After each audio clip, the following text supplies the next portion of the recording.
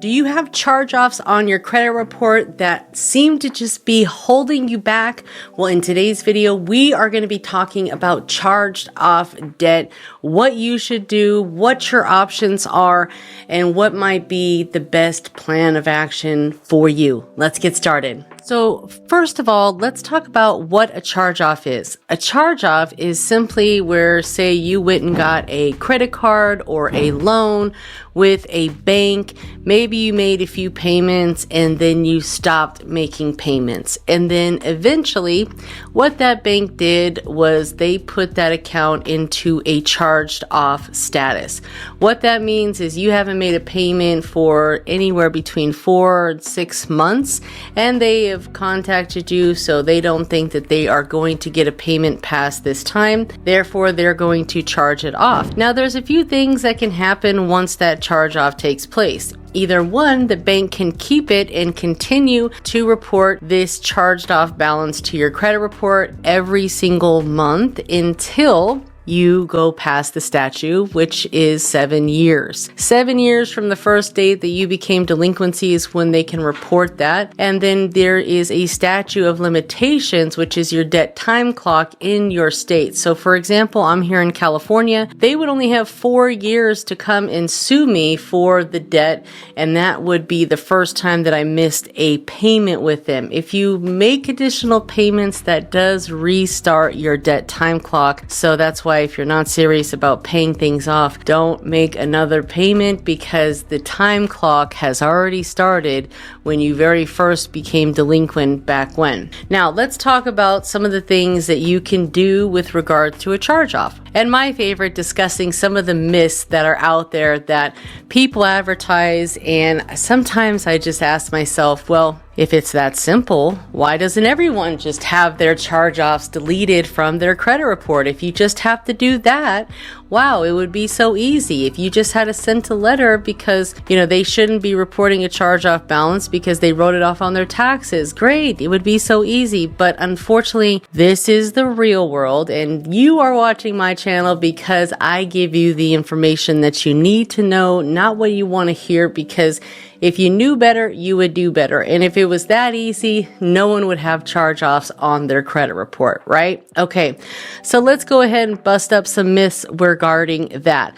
Let's also bust up a myth about pay for deletion. No, this does not apply pay for delete, because this is with the original creditor. Now, if they were to sell it to a third-party debt collector, two places can't report a balance. So then what would happen is the original creditor would update their records to 0, and then this new third-party collection agency who either purchased the debt or either, is collecting on behalf of the company. Most of the time, these go to junk debt buyers like LVNV, Midland, you're some of your favorite third-party collection junk debt buyers out there. Now, if you were to pay a third-party debt collector, in most cases, they will just remove the collection after payment because they didn't initially report. They're only reporting because of that account. Once it's paid, settled, there's no reason for them to report, so they remove the account, aka pay for deletion, which, by the way, no collection agency out there is going to negotiate for a pay for delete anymore, because they can't. They're illegal. You can ask them in kind of, simple terms like, hey, after I pay this, will you guys remove the collection from my credit report as if it never existed? And then they'll say, yes, we'll remove it from your credit within about 30 days after payment. Now, original creditors, that does not apply to them, because what they do is they will offer you a settlement, and if you pay that settlement or make payments and then pay it off, they will update it to a 0 balance. The only place that I recommend not doing this for is Navy Federal. You have to pay Navy Federal back in full, because of the fact that if you want to get credit from them in the future, it's the only way to get back in their good grace. Other banks, Chase, Bank of America, a lot of these other banks, they will do settlement offers. You can pay a portion anywhere from 30 to 50%, sometimes up to 60%, depending on your payment plan. If you make a one-time payment, you'll get less that you have to pay. So that's why I tell people, try to save up if you can. Be payment ready when you call and negotiate with these charge off accounts, because there's a few options that happen. Like I said, number one, you can settle. That's the easiest way, to be honest, because it's probably not going to just go away with credit repair anymore, especially if you're like, yeah, this is my account, I paid for it, and then I just stopped paying. I went through a hard time, whatever, or I just didn't want to pay it anymore. Well, that mindset has to change these days, because it is 2026, my friends, and we are not getting away with that kind of malarkey no more. All right, we got to take our credit serious. Credit is about long-term success, showing your ability to pay over time and on time. So that's what banks will find you to be credible, and that will be able to, basically fund your lifestyle. Purchase a new home, purchase a new car after you get the home, buy the things in life that you wouldn't normally buy, because maybe you don't have $400,000 sitting around to buy a house.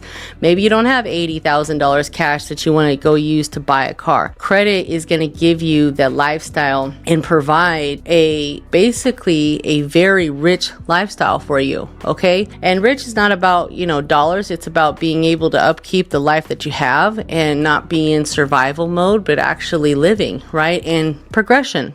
Credit is about progression. Show you can handle this and then get to the next level. If you're not ready for that next level because your income level isn't there yet and you can't afford those type of payments, you have to be mindful of that, right? If you can't afford to pay back what you spend, we got to say, hey, I don't want to get myself in debt, because that's what happens. People take on more than they can bargain for, and then they fall short. So we want to go slow and steady. We want to make sure that we're focused on quality, not quantity. We want to make sure that we're not trying to fund a lifestyle that we don't even make that type of money to be able to live that lifestyle, right? We're not funding a lifestyle. We are funding a lifestyle that is true to us. We would be able to buy these things, but maybe we just, don't want to spend our own cash, or, we can afford the payments. We just don't have 80,000 sitting around that we can put towards a car. You have to think logically when it comes to credit, and you have to think, if some things that people say are true, then we would just all have great credit, right? Mind you, if you are new here, make sure you are subscribed to the channel.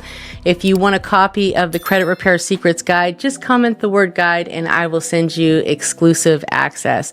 Now, back to the whole charge-off thing. There is another option that some banks will do, but is not something that's really common in our day and age, because they are really wanting to get paid back something versus nothing. Now, when you hear the word charge off, you're thinking, well, they already charged it off. Yes, they did. But in order for you to actually have a zero balance on your credit report, the company would actually have to forgive the debt and issue you what's called a 1099. And you might find those to be common because they're something that is usually filed with your taxes. So they would send you a 1099-C, which is a cancellation of debt. And then in some cases, you might need to file that on your taxes and pay tax on that said forgiven debt, because when the balances are updated to zero, it either means that they have discharged the debt, and will issue you a 1099, or they've sold the debt. Because in most cases, as long as a charge-off is still there, they haven't given you a 1099. They're probably going to either keep it in-house for a while. They may sue you for it. Who knows? If the amount is large enough and worth it to them. I always tell people, if you are looking at $5,000 or more, I've seen people get sued over $3,500, to be honest with you.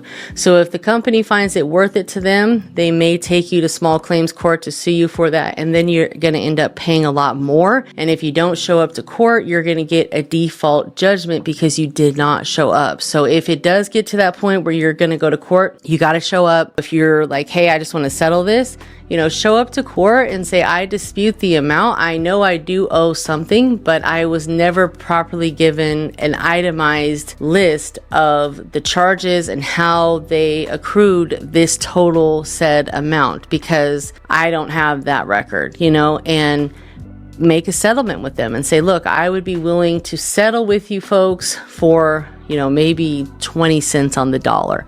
and be payment ready, and hopefully that can suffice it. But ultimately, charge-offs are really hard to get off of your credit report because every month they are continuing reporting a balance as long as you owe it.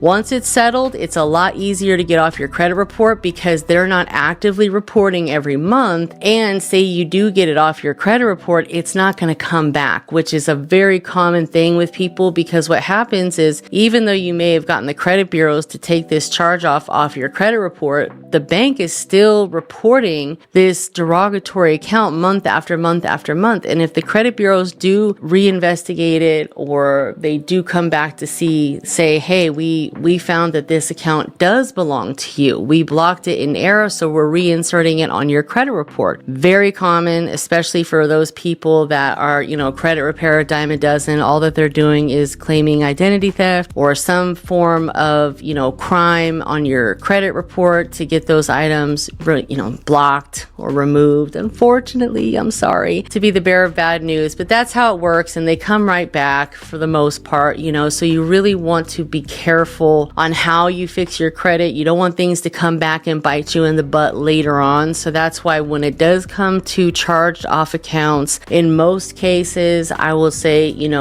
settle the account. That's going to be your best bet. You're going to spend thousands and thousands on credit repair, and it's not going to fix the root of the problem.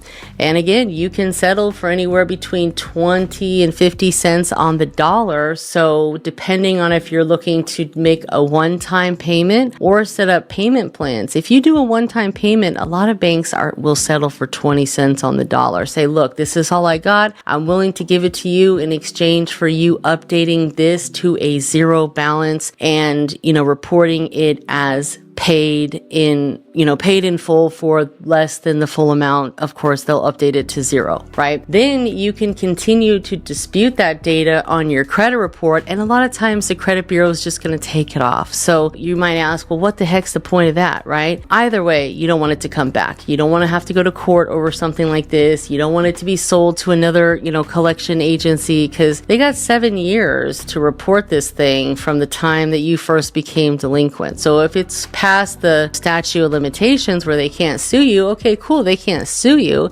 but they can still report that negative information. And the last thing that you want to do is allow something from your past to come back and haunt you right when you're in the middle of some sort of big transaction, like buying a home or getting business funding or something really important, that this would just be detrimental to all of the hard work and success that you've made so far. And to be honest with you, this is going to allow you to take a hard lesson and respect the process and respect credit, because you're going to say, look, I know if I sign a contract for debt and I receive money that's, I'm getting a loan on, I'm borrowing it in exchange for them saying I'll pay monthly payments. If you break your contract and continue to break contracts, eventually you're not going to be lendable. You're not going to be fundable. And that's why it's so important to show your ability to pay on time, over time, and to make good on all of the contract agreements that you make, because that's what's most important to banks and financial institutions. Your credit report showing that you can manage other big similar debts, and you can pay back these amounts, and you can manage $30,000, $40,000, $50,000 credit cards, no problem. So credit is definitely a tool that can be used. And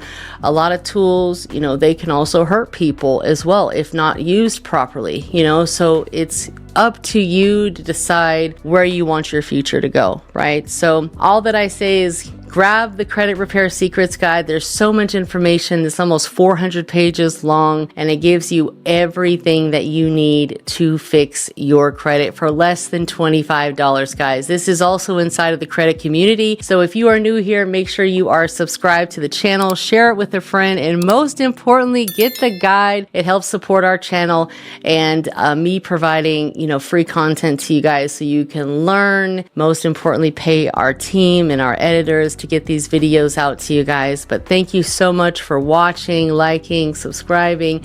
I appreciate you guys so much, and I'll see you on the next video. Take care.